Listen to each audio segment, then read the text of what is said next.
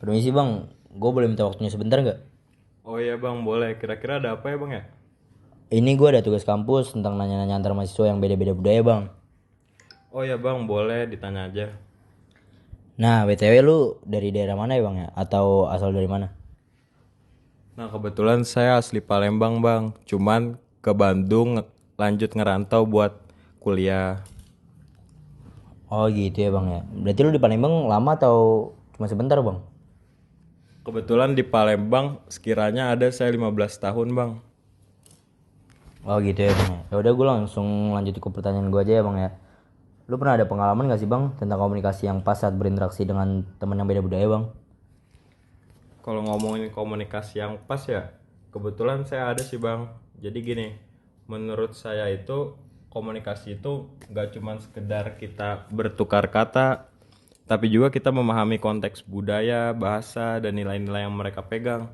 Jadi di Palembang itu ada sebuah ungkapan, basamo samo dipike, karano samo dipike, yang artinya itu kalau bersama-sama itu harus saling menjaga perasaan. Misalnya, saat saya berbicara dengan teman Palembang saya sendiri nih, saya harus paham kapan harus menggunakan bahasa yang lebih formal dan sopan. Dalam bahasa Palembang sendiri juga ada kata-kata seperti le atau yang bisa kita sebut kamu atau kito. Kito itu kita. Nah, kedua kata itu dipakai secara halus. Jadi nggak boleh sembarangan. Komunikasi yang pas juga memperhatikan gaya tubuh kita saat berbicara. Nah, sama juga dengan orang yang dituakan, kita nggak boleh nunduk terlalu lama atau berbicara terlalu keras. Ini tuh jadi bagian dari etika berkomunikasi yang sangat dijaga di Palembang. Kalau bicara soal nada suara, jadi di Palembang orang cenderung bicara dengan suara lembut, tidak terburu-buru. Jadi komunikasi pas itu seperti kita menyesuaikan nada suara, pemilihan kata dan sikap supaya lawan bicara itu merasa dihargain dan nyaman. Intinya, komunikasi yang pas itu bagi saya membuat hubungan tetap harmonis dan rasa saling hormat itu tetap terjaga. Gitu sih, Bang. Oh gitu ya bang ya. Berarti di Palembang bahasanya juga unik-unik ya bang ya. Oh, dan juga kalau misalnya sama orang tua juga ceplas-ceplos ya bang ya. Lebih tepatnya bukan ceplas-ceplos sih, Bang. Cuman kita harus eh, memperhatikan lawan bicara kita sendiri. Kayak misalkan kalau sama lebih tua, bicara kita harus sopan, halus, dan juga nggak boleh kenceng-kenceng kayak gitu, Bang. Oh gitu ya bang ya. Ya udah gue langsung lanjut ke pertanyaan selanjutnya ya bang ya. Iya, Bang, boleh lanjut. Ceritain dong bang situasi yang paling nyaman atau nggak nyaman. Terus apa ciri-cirinya juga bang. Kalau misalnya lu lagi nggak nyaman sama situasi itu atau enggak kalau lagi nyaman sama situasi itu bang. Nah, kebetulan ada nih salah satu pengalaman saya sendiri waktu saya ikut acara di adat Palembang. Nah, seperti bahasa mau makan, di mana semua orang duduk bersama sambil makan pempek dan daging pindang. Nah, mereka itu nggak cuman makan, jadi bercanda menggunakan bahasa Palembang juga. Dan mereka tuh penuh keakraban. Mereka tuh sering menyapa dengan halo le atau bilang makannya yo. Nah, suasana hangat ini menurut saya jadi benar-benar diterima seperti keluarga saya sendiri. Ciri utama situasi nyaman bagi saya itu gak cuman hangat, penuh tawa, dan saling menghormati. Gitu sih. Cuman kalau misalkan cerita pengalaman yang gak nyamannya menurut saya ya, em, saya pernah alami ketika saya belum tahu adat berbicara di Palembang. Nah, saya tuh ngomongnya tuh tanpa basa-basi, jadi ceplas-ceplos. Apalagi di situ posisinya saya ngobrol sama orang tua yang dimana om saya tuh nggak sengaja memotong pembicaraan mereka karena tidak sabar. Nah, sebenarnya ini juga menjadi suasana jadi kaku sih dan orang yang saya ajak berbicara tuh terlihat agak tersinggung. Nah, ciri situasi tidak nyaman biasanya itu ditandai dengan komunikasi yang tak terhenti. Suasananya itu jadi canggung dan ada rasa kurang cocok, kayak gitu sih. Oh gitu ya bang ya. Berarti kalau misalnya situasi lu yang gak nyaman, lu bisa risih gitu nggak bang? Nah, kebetulan kalau saya pribadi, saya jujur kalau misalkan mulai dari obrolan saya dipotong-potong sama juga nggak didengerin, itu jujur saya risih sih. Kayaknya juga dari setiap orang Palembangnya semuanya kayak gitu deh. Oh gitu ya bang ya. Ya udah gue lanjut ke pertanyaan selanjutnya ya bang ya. Iya, ya boleh boleh. Bagaimana sih peran bahasa kayak daerah, Indonesia atau Inggris dalam interaksi budaya lu bang? Nah, jadi gini, menurut saya tuh bahasa tuh jembatan utama dalam buat komunikasi lintas budaya ya. Apalagi di konteks adat Palembang. Bahasa daerah itu sangat penting sebagai tanda kedekatan dan penghormatan. Bahasa Palembang juga bukan hanya soal kata, tapi juga intonasi dan gaya bicara. Misalnya nih, kalau kita bilang, mohon maaf ya Le, dengan nada yang sopan itu menunjukkan rasa hormat yang sangat amat dalam gitu. Bahasa Indonesia Bahasa Indonesia ini juga berperan sebagai bahasa pengantar yang netral. Terutama nih bila lawan bicara saya sendiri nggak sepenuhnya menguasai bahasa daerah saya. Tapi dalam situasi ini formal atau di lingkungan pendidikan, bahasa Indonesia juga lebih sering dipakai supaya jelas dan tidak salah paham. Sedangkan bahasa Inggris biasanya digunakan hanya di kalangan akademis atau profesional dan jarang dalam interaksi sehari-hari di Palembang. Nah, kalau bahasa daerah Palembang ini sering dipakai untuk mengekspresikan nilai-nilai budaya seperti kesopanan, hormat pada orang tua, dan kehangatan. Jadi penggunaan bahasa yang tepat itu bisa memperkuat ikatan sosial dan menghindari konflik sih, menurut saya gitu. Oh gitu ya bang ya. Berarti kalau misalnya orang Palembang yang orang Palembang yang nggak ngomong sama orang yang nggak Palembang, Iya. itu belum tentu bisa mencocokkan yang satu sama lainnya bang ya. Iya benar. Jadi di Palembang sendiri itu kita kalau misalkan ngerespon orang yang sekiranya di luar Palembang itu kita juga tahu etika yang dimana kita kurang-kurangin bahasa daerah kita sendiri jadi menggunakan bahasa Indonesia. Begitupun juga kalau misalkan orang-orang asing yang datang ke Palembang kita tuh harus netral lah. Jadi kita pakai bahasa Inggris juga kurang lebih seperti itu sih. Oh gitu ya bang ya. Ya udah gue lanjut ke pertanyaan selanjutnya ya bang ya. Iya ya boleh boleh. Kalau misalnya nilai atau norma yang apa yang lu jaga itu apa sih bang? Kayak panggilan, sopan, santun, atau humor atau hierarki? Nah, dalam berinteraksi dengan budaya Palembang, yang saya selalu terapin dalam hal itu tuh menjaga nilai-nilai sopan santun dan penghormatan terhadap hierarki sosial. Misalnya gini, ketika saya manggil orang tua yang lebih tua nih, saya tuh menggunakan panggilan hormat seperti apa. Namun apa ini tuh buat laki-laki atau emak. Nah, emak ini tuh harus buat perempuan. Bukan langsung menyebut nama, jadi kita harus pinter-pinter menghargai agar mereka juga merasa dihargai, kurang lebih kayak gitu. Dalam hal humor, saya belajar untuk menggunakan humor yang halus dan tidak menyindir secara langsung. Karena di Palembang itu budayanya tuh sangat amat menghargai perasaan orang lain. Kadang humor juga dipakai untuk mencairkan suasana, tapi tetap dengan batasan yang sopan dan tidak menyinggung.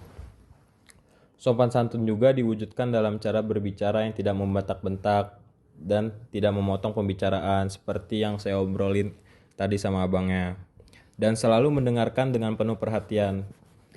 Nah, kalau yang terakhir, hierarki, menurut saya dalam budaya Palembang cukup kuat sih bang. Jadi saat bicara dengan orang-orang yang dituakan, kita harus berhati-hati dan menggunakan bahasa yang lebih lembut. Kurang lebih seperti itu bang. Oh iya bang, gue ngerti. Oh berarti juga kalau misalnya lu nongkrong sama yang Palembang, itu bener-bener kental ya bang bahasanya? Iya benar, apalagi kalau misalkan saya ngobrol sama teman yang sekiranya tuh seangkatan lah seusia saya juga. Itu bahasa Palembangnya benar-benar ada dapet kental juga, jadi nggak pakai bahasa Indonesia yang sewajarnya biasanya saya pakai sama abangnya ini. Nah, fungsinya itu buat ngentelin eh, bercandaan-bercandaan yang sekiranya tuh lagi dibercandain sama kita kayak gitu bang. Oh gitu ya bang ya, paham gue jadinya. Ya udah gue lanjut ke pertanyaan selanjutnya ya bang ya. Iya, lanjut aja bang, gak apa-apa. Lu pernah terjadi kesalahpahaman gak sih, kayak mengapa, terus bagaimana cara selesainya bang?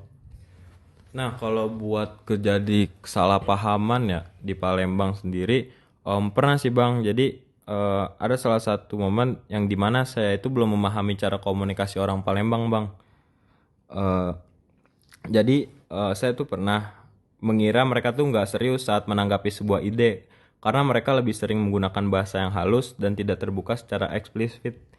Padahal sebenarnya itu cara mereka menjaga perasaan orang lain dan menghindari konflik itu memang seperti itu. Nah, kesalahan paham ini akhirnya saya tuh selesaikan dengan membuka komunikasi secara langsung dan jujur. Saya bertanya langsung kepada orangnya, kenapa mereka merespon dengan cara seperti itu. Dan mereka menjelaskan bahwa itu bagian dari sopan santun mereka. Setelah itu, saya belajar untuk lebih peka dan membaca situasi secara lebih baik. Kayak gitu sih, Bang.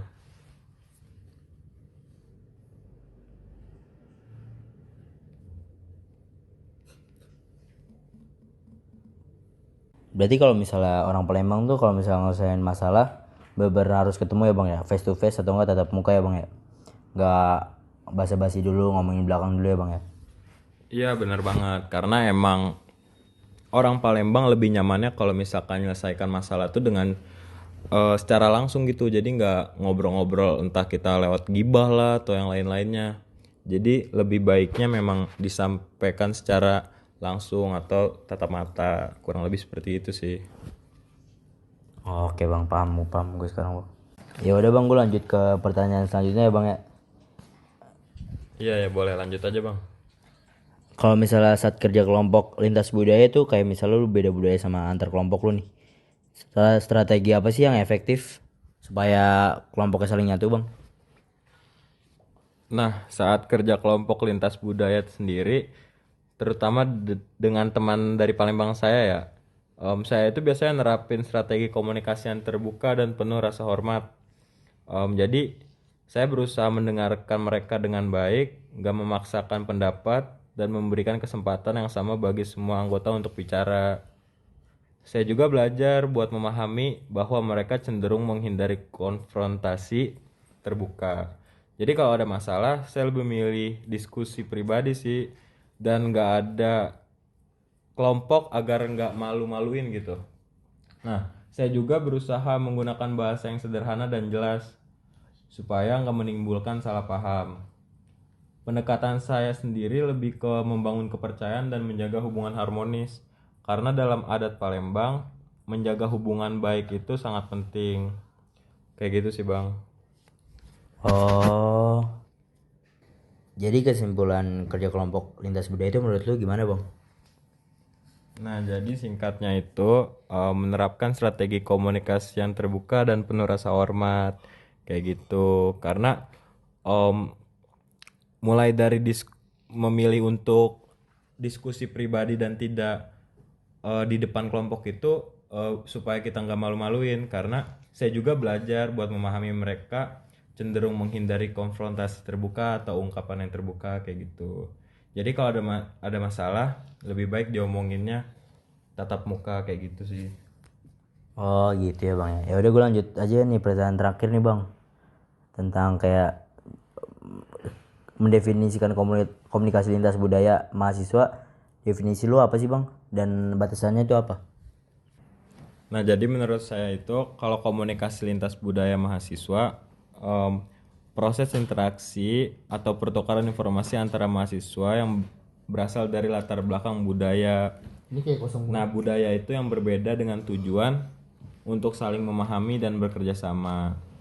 Nah, komunikasi ini juga menuntut kesadaran akan perbedaan budaya dan kesediaan untuk menyesuaikan cara berkomunikasi agar pesan tersampaikan dengan baik tanpa menyinggung norma budaya masing-masing kayak gitu. Nah, dalam lintas budaya ini juga ada batasannya, mulai dari nggak boleh menyebabkan kesalahpahaman. Nah, kesalahpahaman yang ini yang benar-benar serius dan tidak ada usaha untuk memahami atau menyesuaikan diri. sehingga komunikasi menjadi tidak efektif dan menghambat kerjasama. Komunikasi lintas budaya juga disadari oleh sikap terbuka, rasa hormat, dan empati agar bisa berhasil. Kurang lebihnya kayak gitu. Oh jadi begitu ya bang ya. Ini ada satu lagi nih bang, gue ada yang belum ngerti tentang yang ceritakan situasi paling nyaman atau tidak nyaman. Terus apa cirinya? Bisa diulangin nggak bang? Oh iya boleh bang, ini gue ceritain dari awal lagi ya bang ya. Jadi salah satu pengalaman paling nyaman saya itu ketika mengikuti acara adat Palembang bang, seperti Bahasa Mau Makan, yang dimana tuh semua orang duduk bersama makan pempek dan pindang. Nah di situ tuh kita nggak cuma makan, kita juga sambil bercanda menggunakan bahasa Palembang yang ringan dan penuh keakraban. Mereka tuh sering menyapa dengan alolek atau bilang makannya yo. Nah, suasana itu tuh yang membuat saya tuh merasa benar-benar nyaman dan diterima seperti keluarga sendiri. Kurang lebih sih kayak gitu sih, Bang.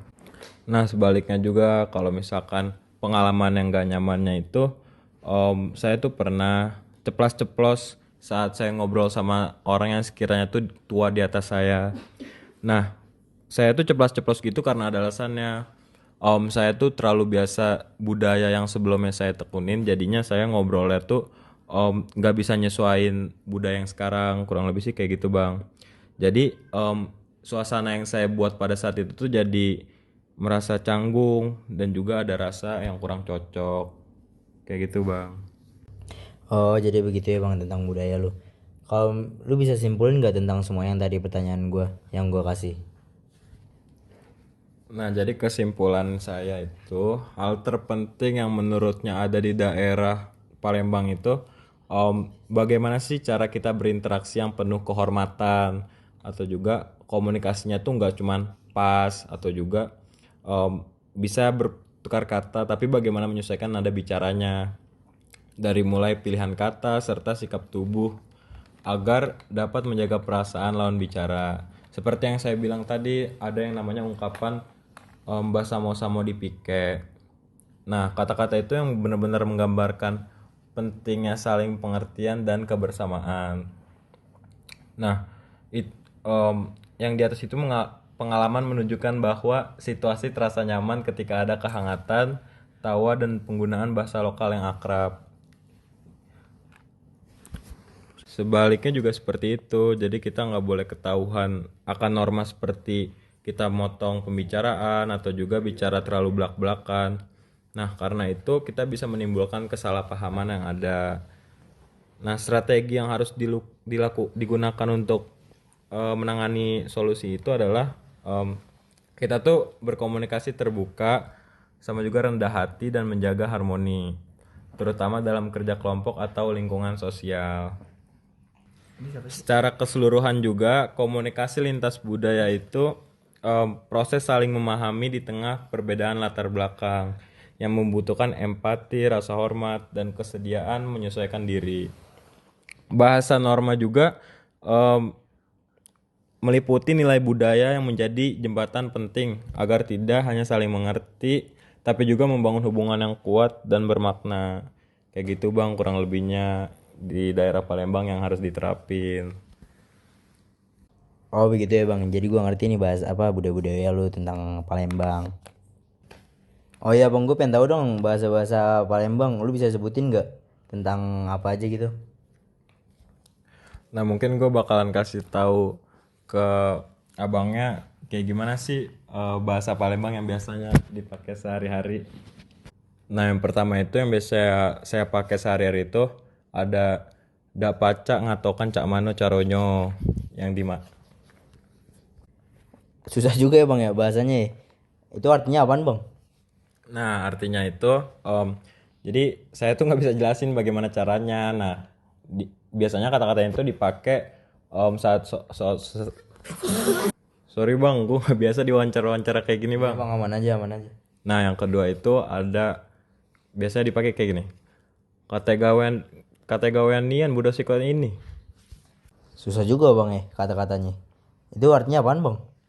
Nah itu kalau buat artinya biasanya orang-orang keluar dari mulutnya itu karena kesal sama temennya atau enggak emang misalnya digangguin nih Kan digangguin dia kesel, jadi keluar dari omongan mulut dia tuh kata-kata itu kayak gitu. Wah, unik-unik juga ya bang nih bahasa-bahasanya. Ya udah bang, segitu aja. Sorry ganggu waktunya bang. Aman bang. Kebetulan gue juga lagi waktu senggang sih bang, balik ngampus. Makasih ya bang. Ya udah bang, thank you bang. Dah.